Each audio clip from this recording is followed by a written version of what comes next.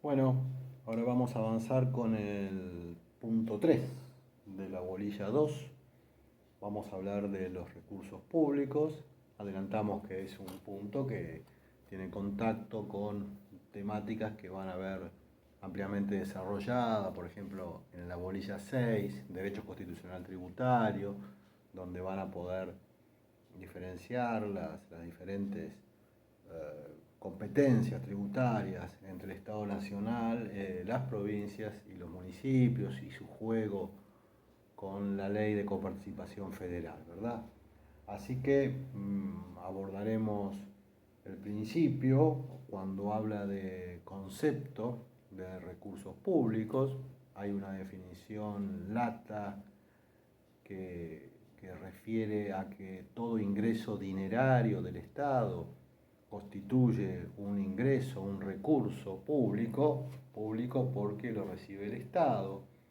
Pero lo cierto es que también en este punto podemos advertir que no necesariamente siempre va a ser en dinero, si bien esta es la forma usual de obtenerlos, van a ver que existen algunas formas, obviamente no generalizadas, pero digo, existen formas de cancelar obligaciones tributarias, por ejemplo, tributos, a través de pagos en especies. Ya verán específicamente algunos ejemplos al respecto.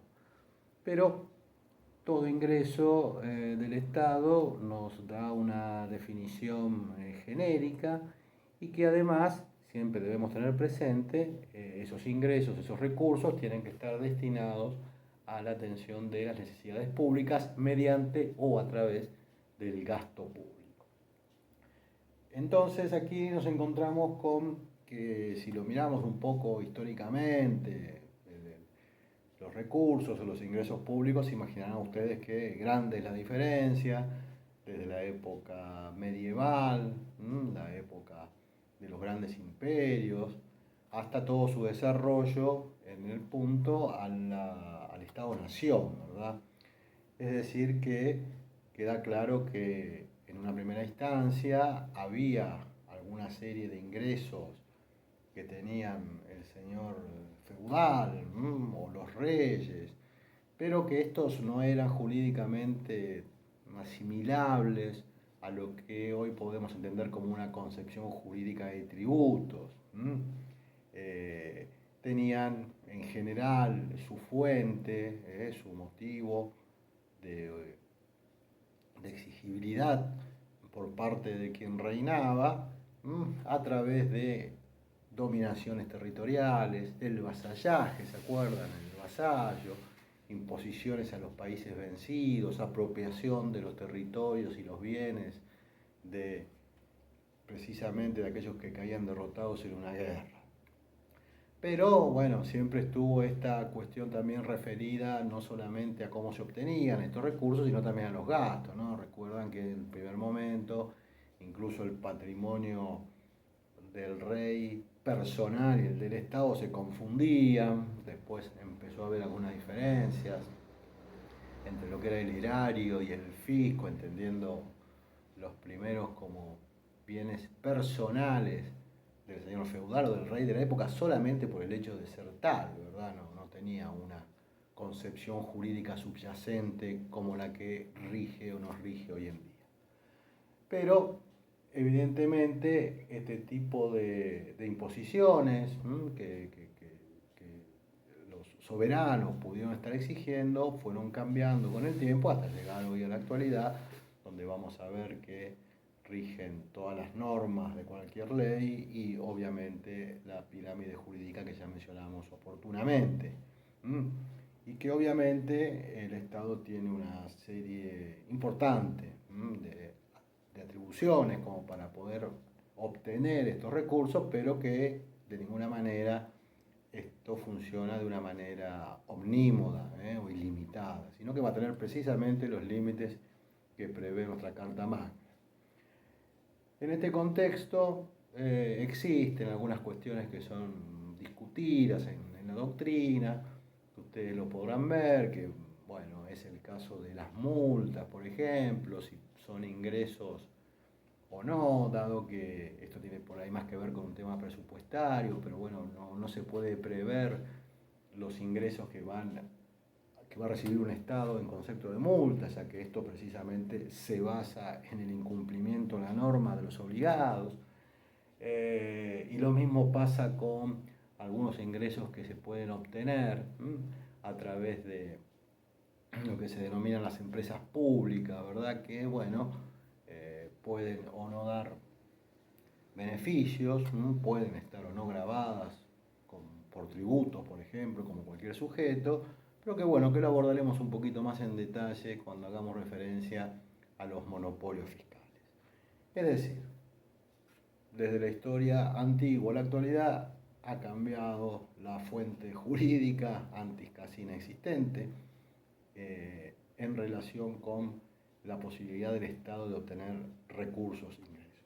Modernamente, hoy por hoy, lo repetimos, varias son las fuentes, pero siempre con la finalidad de atender al gasto público, a satisfacer las necesidades sociales y dentro del marco de la ley. Si nos referimos ya a un punto, al punto que hace referencia al programa, ya el tema de las clasificaciones, bueno, yo ya les he comentado que las clasificaciones son variadas, dependen de cada autor, no se trata tampoco de un esfuerzo de memoria solamente, sino que estas nos sirven para darle un orden al tema que estamos abordando. En el punto me voy a remitir, los alumnos de la Comisión 4, digo, bueno, pero me voy a remitir, hay también, como en gasto público, variadas clasificaciones, originarios, derivados, derecho público, derecho privado, ordinarios, extraordinarios, en fin, variadas. Pero acá me voy a remitir a un libro que está en la biblioteca digital del Centro de Estudiantes, que es que tenemos aquí, que es del autor Gustavo Naveira de Casanovas. A ver si lo vemos. Ahí creo que se alcanza a ver. Bueno,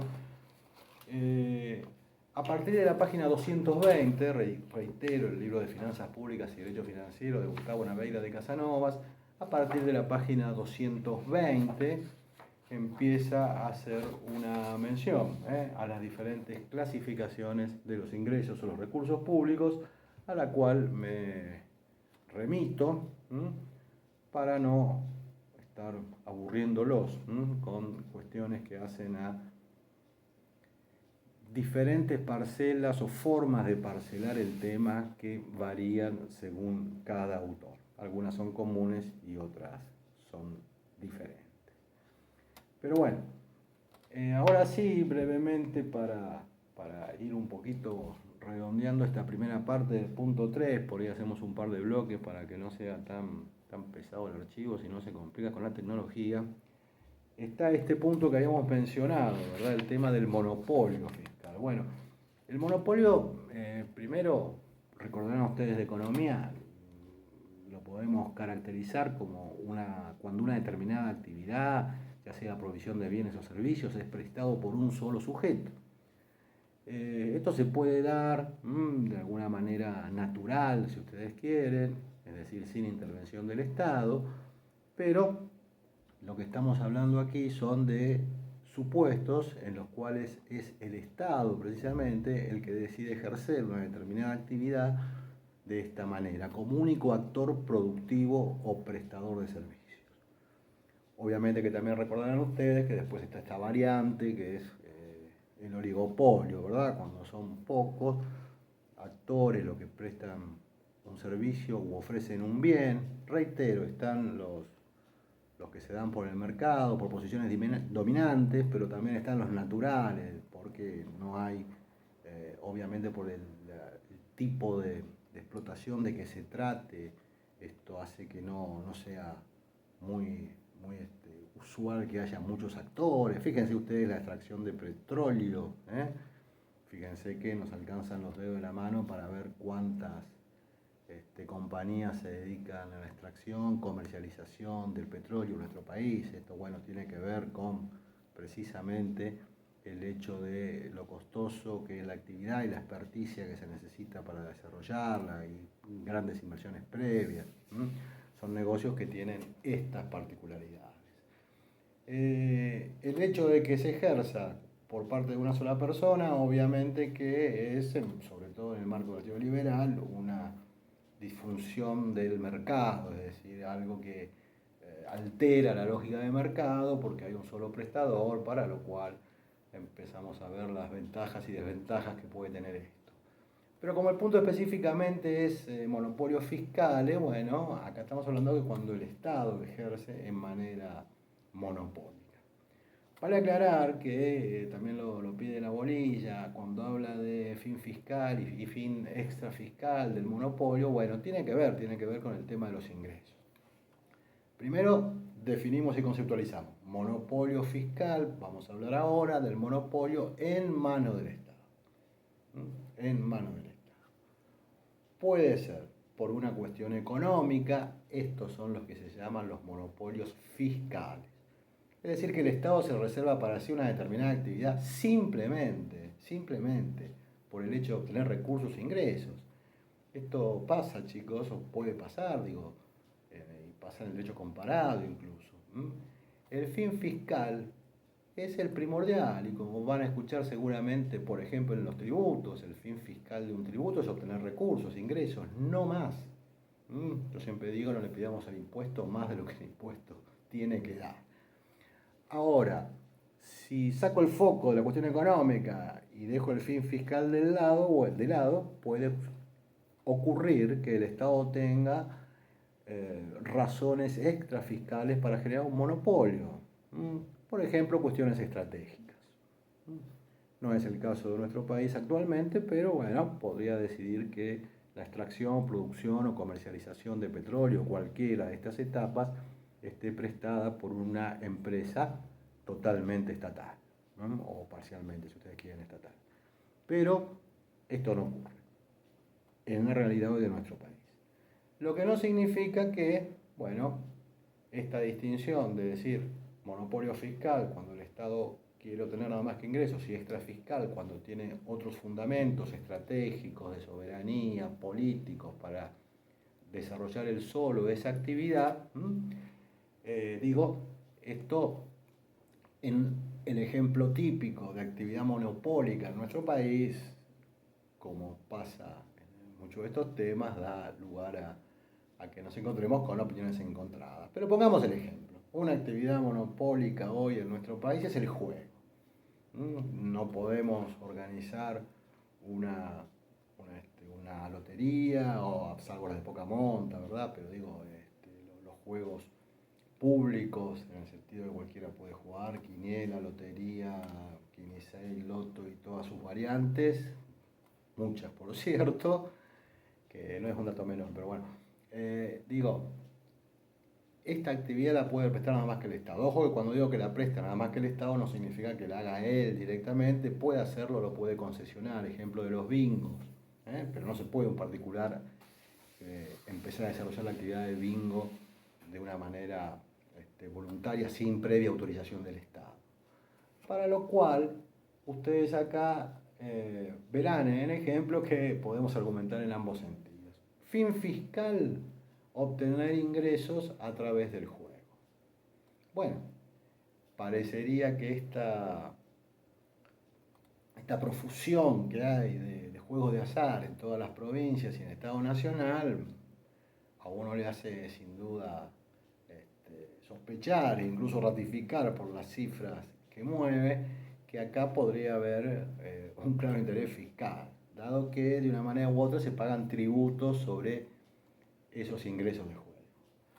Pero también, con el mismo ejemplo, podríamos intentar hacer un razonamiento de extra fiscalidad estatal si decimos que, bueno, por tratarse del juego, el juego es una actividad lúdica que puede dar lugar a adicción, ¿verdad? Y esta adicción entonces no es recomendable, puede haber razones sociales que aconsejan no masivizar, digamos, el juego en todas las localidades. Esto puede ser que en este caso, aún en el caso del juego, nos sirve por eso el ejemplo para las dos argumentaciones, el Estado se reserva un contralor para, por un lado, no prohibirlo, pero por el otro, ponerle límites a la posibilidad de su ejercicio. Si vamos ya después a cómo lo ejerce, saliendo del ejemplo del juego, que ya mencionamos cómo funciona, bueno, puede haber un plus tributario o no en la actividad. Puede ocurrir que, en definitiva, el Estado preste un monopolio fiscal y que, por ejemplo, estuviese exento de todo tributo. Fíjense cómo acá el fin fiscal de obtener ingresos queda un poco de lado y lo que prevalecería en este supuesto es simplemente la finalidad de tener un control sobre esa actividad, ya sea por cuestiones políticas, económicas, estratégicas o de soberanía, como ya fue dicho. Pero, obviamente, esto tiene, desde el punto de vista de la economía, una influencia, porque cuando ustedes vean los impuestos, sobre todo aquellos que son trasladables, ¿verdad? La imposición se traslada, más a precios, en fin, ya lo van a ver, pero digo, tiene una incidencia sobre el costo, el precio de ese bien o servicio que presta el Estado, ¿verdad? Pero bueno, por el otro lado, este es un tema que vamos a redondear cuando veamos, cuando vean ustedes el tema de precios y tarifas, pero sobre todo el tema del precio, ¿verdad? Que se diferencia de un tributo porque el precio básicamente es contractual, no es coactivo como los tributos, pero digo, también el Estado puede desarrollar actividades que sean deficitarias y sin embargo seguir llevándolas adelante. Fíjese que acá es la contracara del fin fiscal, no solamente no obtiene ingresos el Estado, sino que tiene que erogar gasto público para ejercer determinadas actividades. Pero bueno, eso es lo que se llama la doctrina del precio político, ¿verdad? Un precio que se cobra pero que no llega a satisfacer el costo. En este contexto, y siempre como ejemplos sencillos para que podamos ubicarnos en el tema, tenemos entonces el caso del transporte, un servicio público esencial, ¿verdad? Que si bien está concesionado, digo que fíjense que el Estado, hoy por hoy, y más allá de que no es en sentido estricto un monopolio, porque hay muchas actividades, muchas empresas que prestan actividad, lo cierto es que para que ustedes vean de manera general, acá tenemos casos en los cuales el Estado está subsidiando el costo del pasaje en determinados supuestos y según determinadas variables, porque estima conveniente que éste no llegue a determinados valores que perjudicarían a los sectores que precisamente de manera mayoritaria lo utilizan.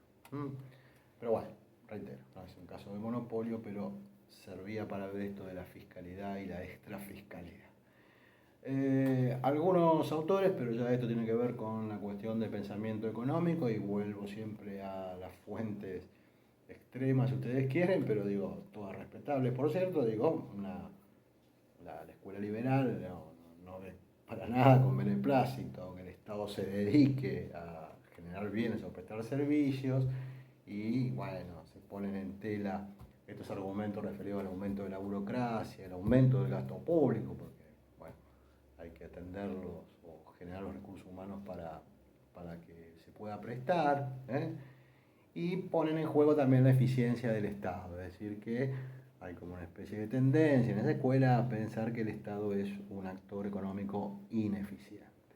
Les dejo a ustedes las conclusiones sobre la realidad argentina.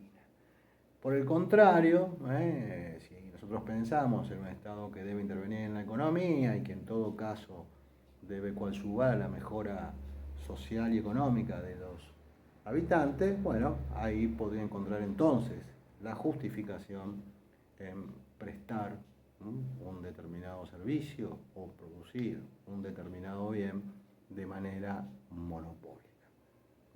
Como ustedes ven, siempre pivoteamos sobre las diferentes posturas políticas y económicas que imperen, por lo menos en las mayorías que administran temporalmente el Estado, ¿no? Que nos gobierna. Vamos a hacer acá un cortecito en el tema de monopolios y después en otro video completamos el punto 3.